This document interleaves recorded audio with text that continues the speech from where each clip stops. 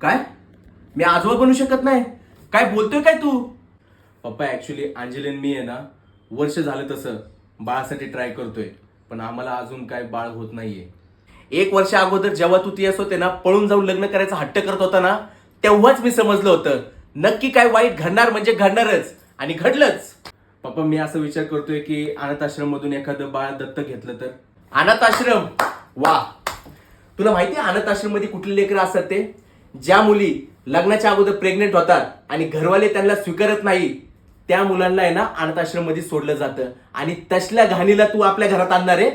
पप्पा पण काय प्रॉब्लेम काय आहे? अहो अनाथ आश्रम मधून एखादं बाळ दत्तक घेणं ही काही एवढी मोठी गोष्ट नाहीये. आताचा जमाना या गोष्टीला काही मानत नाही, ही एकदम नॉर्मल गोष्ट आहे. आणि समजा देवाने आपल्याला एवढं मोठं दुःख जर वाट्याला घातलंय ना, तर त्या दुःखातून बाहेर पडण्याचा देखील एक पर्याय आपल्याला दिलेला आहे. आणि ते बाळ कुणाचं आहे, काय आहे, पप्पा हे बघत बसू नका तुम्ही. समजा अनाथ आश्रमातून ते बाळ आपण आणलं घरी, तर ते बाळ मला बाप बनण्याचा आनंद देईल, तुम्हाला आजोबा बनण्याचा आनंद देईल, आणि या घराला एक आनंद देईल. जाऊ आपल्या घरात जो लेकरू आनंद देणार आहे त्या लेकराला घेऊन ये. ठीक आहे, येऊ मी.